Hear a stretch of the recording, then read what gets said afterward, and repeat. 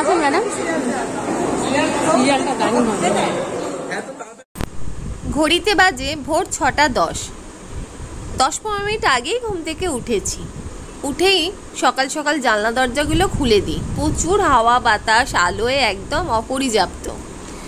তারপর এই যে ঝাড়াঝুড়ির কাজ শুরু, এ তো প্রত্যেক দিন করেই থাকি। আর সকালবেলায় খুব তাড়া থাকে। সকালে এই বাসি কাজটা সারতে যেটুকু সময় লাগে আর কি, অনেকটাই সময় লেগে যায়। এত বড় বাড়ি ঘরদোর ঝাড় দিতে তো একটু সময় লাগবেই। তো দেখো, বাসি ঘরদোর ঝাড় দিয়ে মোটামুটি বাইরে বার করে দিয়েছি। চলো এবার গঙ্গা জল নিয়ে এসেছি, বাইরে ঘরে সব জায়গায় একটু ছিটিয়ে দেব। এটা প্রত্যেক দিনেরই কাজ। আগে ছোটোবেলাতে দেখতাম মা ঠাকুমারা সদর দরজায় জলের ছড়া দিত, সেটাই আর কি। ফ্ল্যাটে তো আর ওইভাবে উঠোন ফুটন নেই যে জলের ছড়া দেব। তো যাই হোক, জাস্ট একটু গঙ্গা জল ছেটাতে হয়, সেটাই। আর সারা ঘরেও একটু দিয়ে দিই। এই মনের শান্তি আর কি, আর কিছু না। সব কিছুই মনের ব্যাপার। তো চলো এবার কর্মে লেগে পড়ি। বাসি রাতের বাসনকোসন মেজে রেখেছিলাম, কয়েকটা ছিল, সেটা কর্তামশাই লাস্টে খেয়েছে সেই বাসনগুলো। তো সেটা আর রাতে আমি মাজিনি, সকালে উঠেই মাজতে শুরু করে দিলাম। বেসিনটা পরিষ্কার করে নিলে বেশ ভালো লাগে। আর ও যদি আমাদের সাথে রাতে খেয়ে নিত তাহলে রাতেই এই কাজটা করে নিতাম। আজ 3 দিন হয়ে গেল বীণারানী আসছে না, ভীষণ অসুস্থ, তাই আমাকেই করতে হচ্ছে। কিন্তু আর পেরে উঠছি না, প্রচুর গরম তো। এখন ওয়েদারটা যেন অন্য রকম হয়ে গেছে। গরম এক জিনিস, কিন্তু এখন এত বেশি গরম, ঘামটা এত বেশি হচ্ছে, আর পারা যায় না। রান্নাঘরে বেশ কষ্ট হয়। চলো, সব কাজ হয়ে গেছে। Good morning. সব কাজকর্ম সেরে একেবারে ফ্রেশ হয়ে জামা কাপড় চেঞ্জ করে চলে এলাম, গা কাপড় ধুয়ে। এবার যাব মেশিন চালাতে। মেশিন মোটামুটি রেডি করে দিয়েছি। এখন শুধু এই জামা কাপড় বাসি জামা কাপড়গুলো দিয়ে মেশিনটা চালিয়ে দেব। সকালে এই কাজগুলো হয়ে গেলে অনেক কাজ হয়ে যায়, এবার অনেকটা সময়ও পাওয়া যায়। চলো এবার মেশিনটা চালিয়ে দিই। মেশিন চালানো হয়ে গেলে যাব ঠাকুর ঘরে। এবার শান্তিতে বসে ঠাকুর পুজো করব। এটা প্রত্যেক দিনের কাজ আমার। চলো এবার যাই ঠাকুর ঘরে।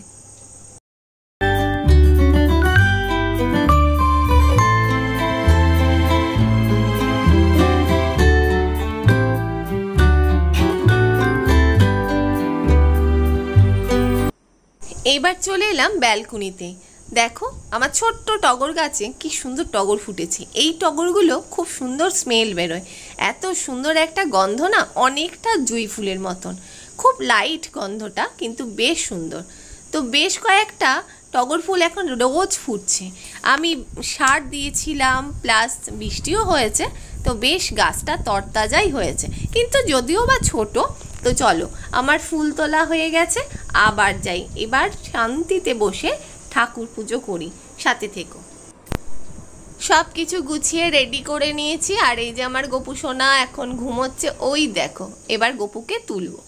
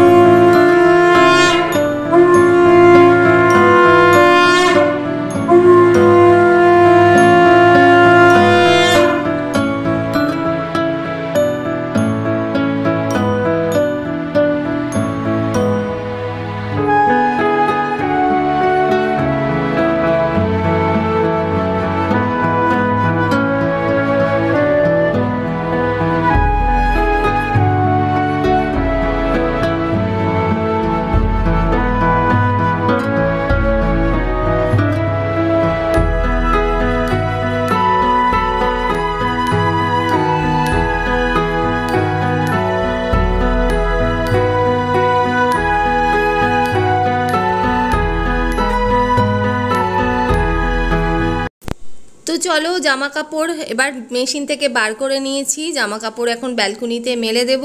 আমার দুটি ব্যালকনির মধ্যে মিলেমিশে জামা কাপড় মেলা হয়ে যায়, শুকিয়েও যায়। যা গরম তাতে আরামসে শুকিয়ে যায়। হ্যাঁ, শীতের দিনে হয় না, তখন ছাদে যেতে হয়, কারণ শীতের দিনে শীতের পোশাক থাকে, অনেক জামা কাপড় হয়, তো সেগুলোর জন্য ছাদে যেতে হয়। গরমে না একটুও লাগে না।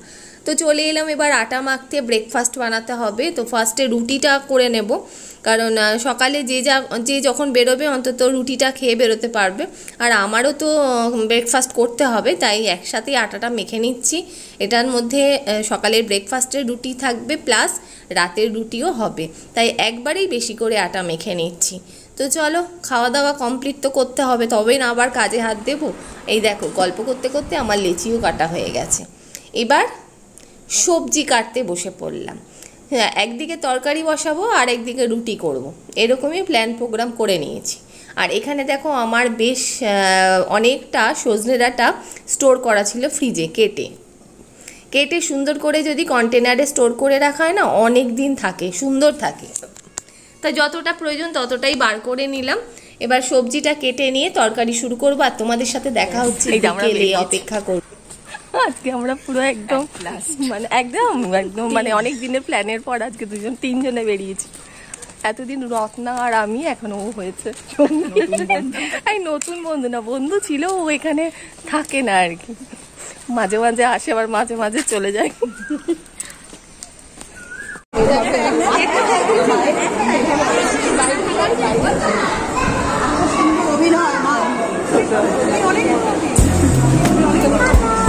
ভালো আছেন ম্যাডাম? এত তাড়াতাড়ি বন্ধ হলে খারাপ বন্ধ।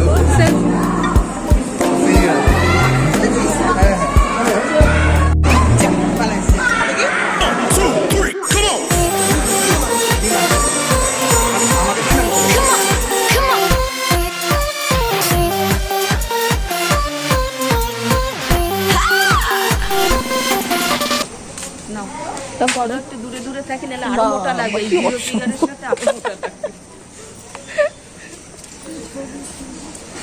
বাইরে প্রচন্ড গরম, বলো, দেখতে বুঝতে পারছি। হ্যাঁ, সবাই দেখে যাচ্ছে।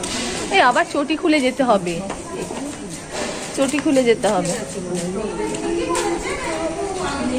উঠে গেছে। তখন ছবি তোলা নিয়ে ব্যস্ত হয়ে পড়লাম। আমার কানে একবার ফেললে আমি ওখানেই দাঁড়িয়ে থাকতাম।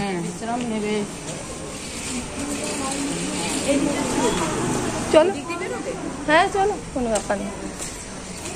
হ্যাঁ তাই তো। কই কোথায়? এই যে টিনের উপরে, এই যে গাছের উপরে পোকা পোকা। ও, এবার আমের ফলন অনেক কম গো।